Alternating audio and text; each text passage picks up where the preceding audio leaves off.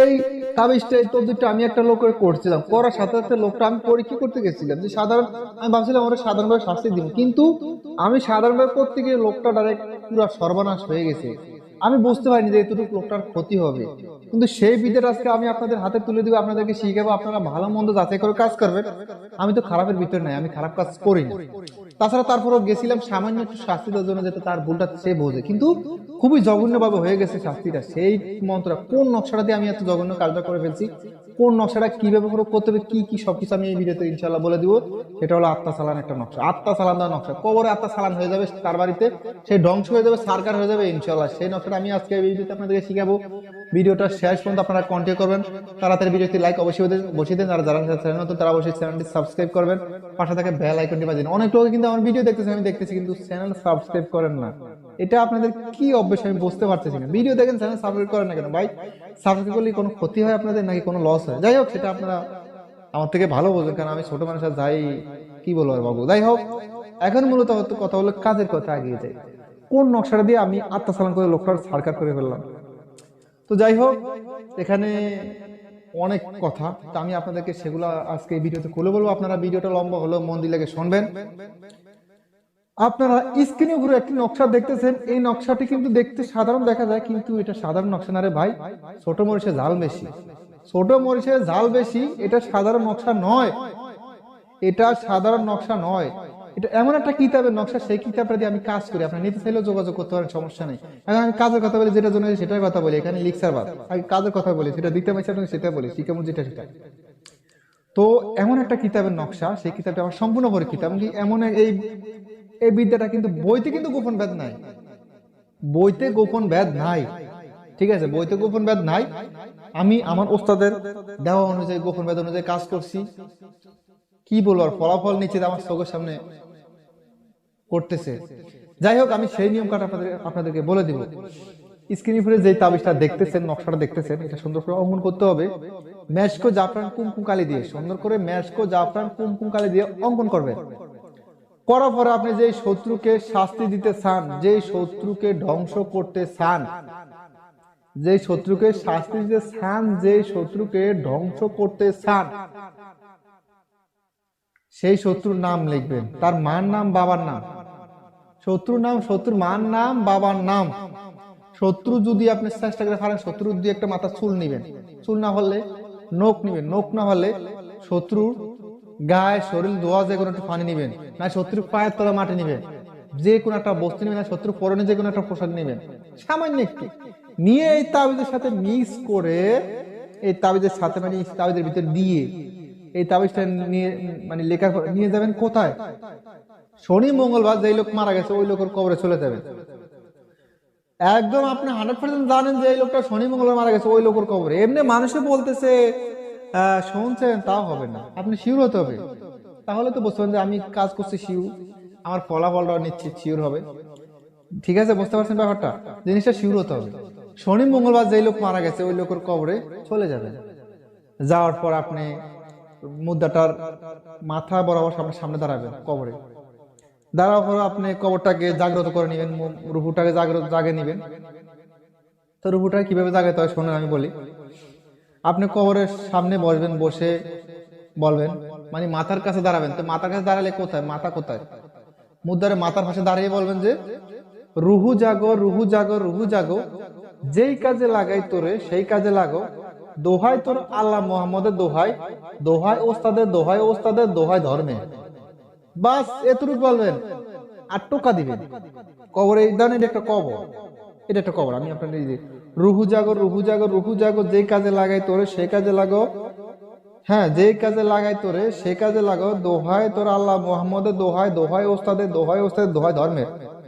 বাস তিনটা টোকা দিবেন, এই মিলে তিনটা টোকা। তিনটা টোকা দেওয়া শেষ, কবরটা কাঁপতে থাকবে থরথরে। কিন্তু এই কাজটা করতে যেতে হবে সাহসী লোক, কিন্তু আপনি উলঙ্গ অবস্থায় করতে হবে। ঠিক আছে, এই যে গোপন ভেদ, এগুলা তো কেউ বলবেন আপনাদেরকে। এই গোপন ভেদের কারণে গুরু ধরতে হয়, ওস্তাদের কাছে যেতে হয়, এত তো বই কিনি সবাই ঘরে ঘরে কবিরাজি করতে। যাই হোক, কবরটা জাগ্রত করতে উলঙ্গ হয়ে একদম আপনি অস্থির হয়ে যাবেন। জাগ্রত করার পর একটা সুই দিয়ে মুদ্রার এই বুক বরাবর মুখ ধরে বুক বড় কবর ফসরাবেন, ফসরে তাবিজটা পুঁতে দিবেন, পুঁতে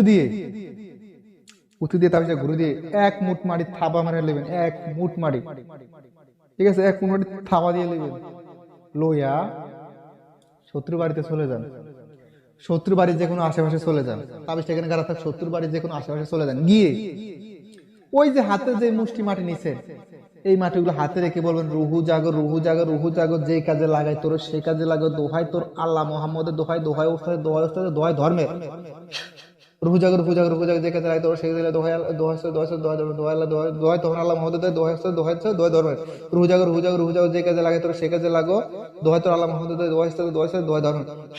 তিনটা ফু দেওয়ার পরে বলতে হবে যেমন শত্রু নাম অমুকের বেটা অমুক, ধ্বংস হোক, বরবাদ হোক, হালাক হোক, খতম হোক, ধ্বংস হয়ে যাক, সারকার বরবাদ হয়ে যাক, ঠিক আছে, বইলা দিবেন মারিয়া। মারা পরে ভাই কি বলবো, আর বলার কিছুই নাই। সোজা আপনার বাড়ি থেকে চলে আসেন, আপনার বাড়ির দিকে আপনি সোজা চলে আসেন, বাড়ির দিকে চলে আসেন, আপনি কিছু ফিরে তাকালে কিন্তু আপনার সেদিন শনি দশা দশা হয়ে যাবে আপনার। যদি আপনি পিছন ফিরে তাকান আপনার ভাগ্য খারাপ হলে এদিন আপনার দফা রফা হয়ে যেতে পারে। পিছনে ফিরে তাকানো কোনো প্রয়োজন নেই, কোন একটা কাজে আপনি পিছনে ফিরে তাকাবেন না, শুধু গতি থাকবে আপনার সামনের দিকে, গতি থাকবে শুধু কি সামনের দিকে, পিছে যার নামে চলে যাক, পিছে তুফান হোক, ঝড় হোক, বন্যা হোক, তাকানো যাবে না। পিছে তাকালে কিন্তু আপনার কেল্লা পথে, তাকালে আপনার কেল্লা পথে, তাহলে কাজটা বিফল যাবে আর না হয় আপনার ক্ষতি হবে। তাহলে পিছনে ফিরে তাকানো যাবে না, কাজ শেষ, সম্পূর্ণ সব ক্লিয়ার, চলে আসেন বাড়িতে, আইসে গোসলারি করে একটু ঘুম যান, 2-1 দিন অপেক্ষা করেন, 2 দিন বা 1 দিন, 24 ঘন্টা অপেক্ষা করেন, 24 ঘন্টা বা 24 ঘন্টা বা 2 দিন বা 1 দিন, 2 দিন বা 1 দিন অপেক্ষা করেন। এর ভিতরে আপনি শুনতে পারবেন, দেখতে পারেন আপনার চোখের সামনে যে শত্রু অবস্থা সান্ডে মান্ডে হয়ে গেছে, বুঝতে পারছেন, আপনার চোখের সামনে দেখবেন এর অবস্থা সান্ডে মান্ডে হয়ে গেছে, বুঝতে পারছেন। যদি শত্রু বুঝে যে আমি ওই লোকটার সাথে বেয়াদবি করছি, ওই লোকটাকে আমি আঘাত করেছি, ওই লোকটার অভিশাপে বা ওই লোকটার কারণে আমার এই সমস্যা হইতেছে, আমি ওর কাছে গিয়ে মাপ চাইলে ভালো হয়ে যাবে, তাহলে আপনার কাছে ধরা দিবে। এখন মূলত কথা হলো আপনার শাস্তি দেওয়া শেষ। আমি চাই না যে কারো কেউ এগুলো দিয়ে কারো ক্ষতি করুক, তো ভালোটা ভালো করবেন কিভাবে সেটা শিখিয়ে দিই। যদি আপনার কেউ এই সমস্যায় ভুগে থাকেন যে আপনাদের কেউ যদি সত্যি করে এটা করে থাকে, তাহলে ভালো হবে কি হবে শোনেন। আপনি ওই যে যেখানে তাবিজটা গাড়ছেন, যেখানে তাবিজটা গাড়ছেন ওখান থেকে তাবিজটা আবার তুলতে হবে, তুলে বাড়িতে নিয়ে আসবেন। ওই যে শত্রুর বাড়িতে মাটি, শত্রুর বাড়িতে যে মাটিগুলো আছে ওখান থেকে যে কোনো বাড়ি থেকে এক মুষ্টি মাটি নিয়ে, এক মুষ্টি মাটি নিয়ে ওই তাবিজ আর মাটি সব একত্র করবেন, করে সূরা নাস, সূরা ফালাক, জাদু হয়ে যাবে কি হালাক, সূরা নাস, সূরা ফালাক, জাদু হয়ে যাবে হালাক।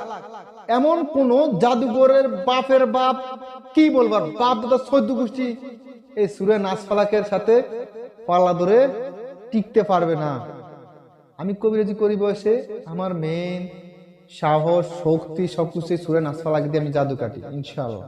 কিন্তু একটা কথা বলে যে কুফরি ব্যবহার করি কিন্তু কম, কিন্তু আমি কোরআনের বেশি ব্যবহার করি। কিন্তু আমি সূরা নাস ফালাকের যেগুলা দেখতেছি চোখের সামনে গুণ ক্ষমতা, এমন কোন জাদুঘর যদি আপনি অনলাইনে আমার ভিডিও দেখে থাকেন, আপনি যদি জাদুঘর হয়ে থাকেন, সূরা নাস ফালাক নিয়ে যদি আপনি আমার সাথে টাকা দিতে পারেন, তাহলে আপনাকে আমি কোটি টাকা পুরস্কার দিব যদি সূরা নাস ফালাকে আপনি ফেল করতে পারেন জাদু করে ইনশাআল্লাহ। এটা হলো ফানি, আপনার জাদু হলো আগুন, সূরা নাস ফালাক হলো ফানি, ডাইরেক্ট সব করে নিয়ে ফেলে ইনশাআল্লাহ।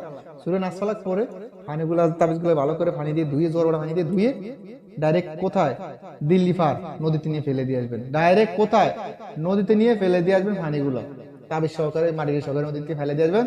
আর রুগীর বাড়িতে কতটুক পানি সূরা নাস ফালাকের ওগুলা কতটুক পানি বাড়িতে ছিটিয়ে দিয়ে আসবেন, রুগীরে খাওয়ানোর জন্য দিবেন, আর রুগীর শরীর বাঁধানোর একটা তাবিজ দিলে দিবেন, না দিলে নাই, ঠিক আছে। তো যখন আপনি ওই যে কবরের তাবিজ তুলে আনলে, ওই যে কবরের তাবিজ তুলে আনার পরে তখন রুগী বাড়ি আস্তে আস্তে ক্লিয়ার হয়ে যাবে, রুগী আস্তে আস্তে সুস্থতার মুখ দেখবে, রুগী কি সফলতা মানে সুস্থতা ফিরে হবে, রুগী একদম সম্পূর্ণ সুস্থ হয়ে যাবে ইনশাআল্লাহ। তো যাই হোক, এখন তো ভালো থাকবেন, সুস্থ থাকবেন। আমার জন্য ভিডিওতে তাড়াতাড়ি একটি লাইক বসিয়ে দেন, আর যারা চ্যানেল নতুন তারা অবশ্যই চ্যানেলটি সাবস্ক্রাইব করেন।